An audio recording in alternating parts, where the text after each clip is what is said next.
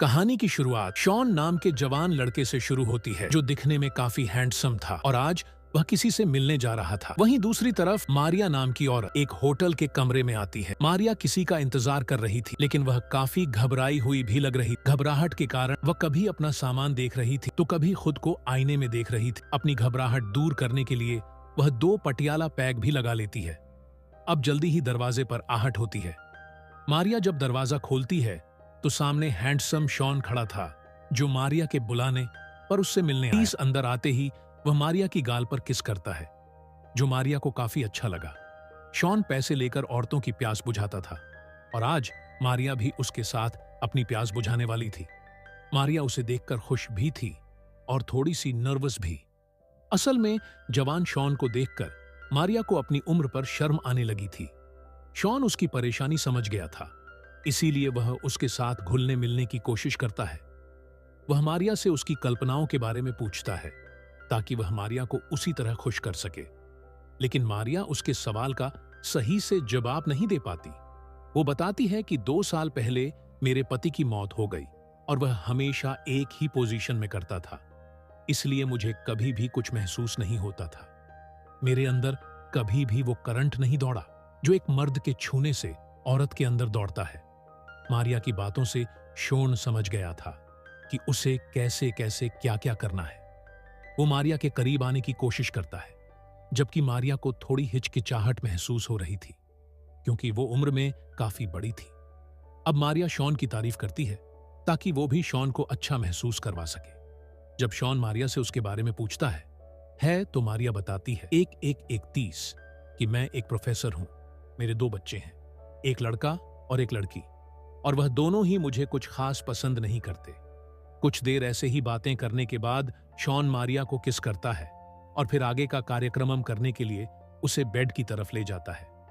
मारिया अभी भी बातें कर रही थी जबकि शॉन उसकी गुफा में उंगली करने लगा था। इससे पहले कि शॉन आगे बढ़ पाता, मारिया उससे पूछती है कि तुम ज्यादा से ज्यादा कितनी उम्र की औरत को खुश कर चुके हो। शॉन कहता है कि मैं 62 साल की औरत की गुफा में भी धमाके कर चुका हूं। यह सुनकर मारिया खुश हो गई क्योंकि वह तो उससे आधी उम्र की थी। अब शॉन मारिया को फिर से गर्म करने लगा ताकि उसकी गुफा में धमाके कर उसे खुश कर सके, मगर मारिया कपड़े बदलने भाग जाती है। वो जल्दी जल्दी बाथरूम में आकर कपड़े बदलने लगी। उसने आज के लिए खास ड्रेस खरीदी थी। वो ड्रेस तो पहन लेती है, लेकिन वो अभी भी काफी घबराई हुई लग रही थी। बाहर शॉन अपने कपड़े उतारकर धमाके करने को पूरी तरह तैयार था, जबकि मारिया अब भी बाथरूम में ही थी। काफी देर बाद जब मारिया बाहर आई तो वो क्षण से कहने लगी कि अगर तुम जाना चाहो तो जा सकते हो, मैं तुमसे पैसे वापस नहीं लूंगी। शॉन उसे समझाता है कि तुम्हें खुश किए बिना मैं यहां से नहीं जाऊंगा क्योंकि यह मेरा काम है। इतना कहकर वो उसके तरबूज सहलाने की कोशिश करता है। शॉन पूरे मूड में था, जबकि मारिया उससे उसके बारे में पूछने लगी। शॉन बताता है कि मैं अपनी मां के साथ रहता हूं, मगर उसे मेरे काम के बारे में कुछ नहीं पता। इसी तरह बातों ही बातों में मारिया उसे बताती है कि मेरा पति काम से घर आकर खाना खाकर सो जाता था। उसने कभी मुझसे प्यार नहीं किया।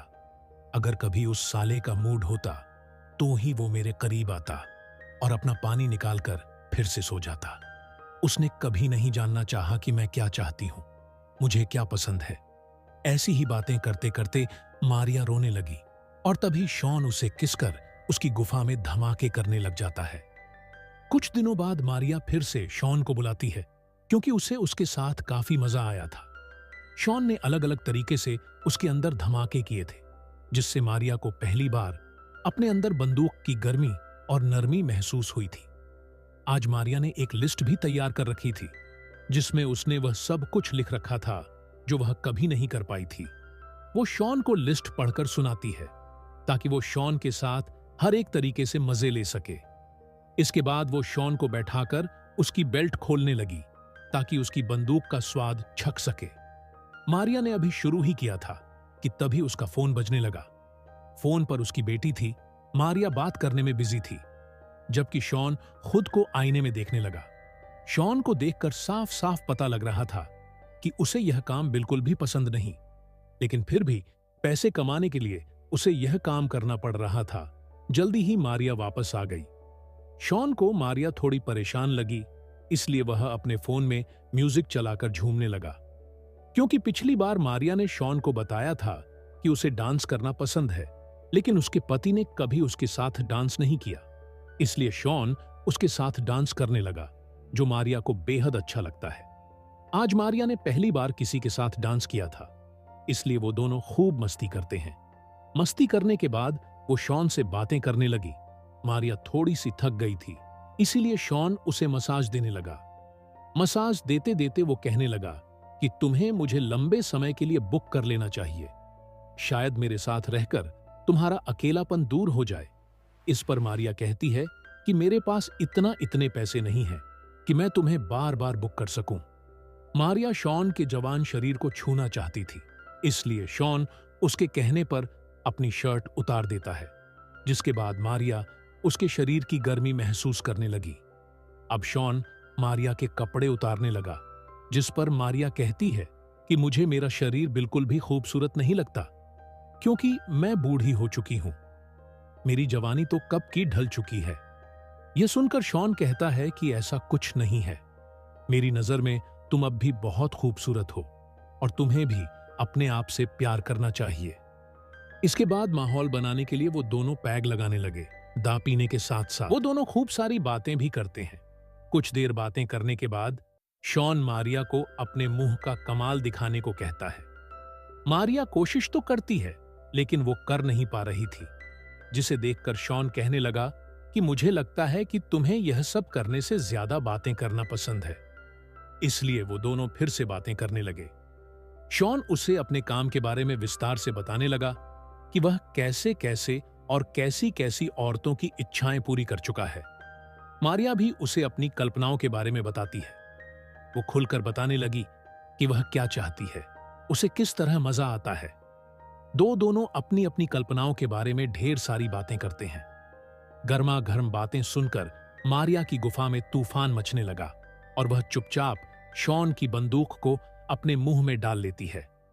देखते ही देखते उसने शॉन को इतना गर्म कर दिया कि वह बिना पूछे ही मारिया की गुफा में धमाके करने लगा। मारिया को शॉन के साथ कुछ ज्यादा ही मजा आने लगा था, इसीलिए वह उसे तीसरी बार अपनी गुफा में धमाके करने के लिए बुलाती है।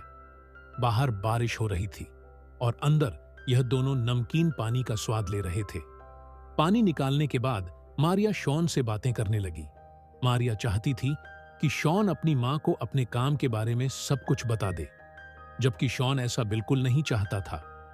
मारिया को शॉन की निजी जिंदगी में काफी दिलचस्पी होने लगी थी, इसलिए वो उसे बता देती है कि मुझे तुम्हारा असली नाम पता है। जब मैंने तुम्हें पहली बार बुक किया था, तब मैंने तुम्हारे बारे में काफी कुछ पता किया था। यह सुनकर शॉन को उस पर गुस्सा आ गया, क्योंकि वो नहीं चाहता था कि कोई भी उसकी निजी जिंदगी के बारे में जाने या फिर उसकी जिंदगी में दखलंदाजी करे। वो इतना गुस्सा हो गया कि वो वहां से जाने लगा। जाते जाते वो मारिया से कहने लगा कि आज के बाद तुम मुझे कभी भी मत बुलाना। लेकिन मारिया उससे फिर से मिलने की बात करती है। अब वह जैसे ही जाने लगता है तो मारिया उसे उसके असली नाम से पुकारती है, जिससे शॉन को बेहद गुस्सा आ गया। उसका दिल तो कर रहा था कि वह गोली मारकर मारिया की जान ले ले, लेकिन वो ऐसा करता नहीं। वो मारिया को बहुत बुरा भला बोलता है। गुस्से में आकर वह मारिया से कहने लगा कि तुम्हें कैसा लगेगा अगर मैं तुम्हारे स्टूडेंट्स और बच्चों को यह बता दूं कि तुम पैसे देकर मुझसे अपना पानी निकलवाओ।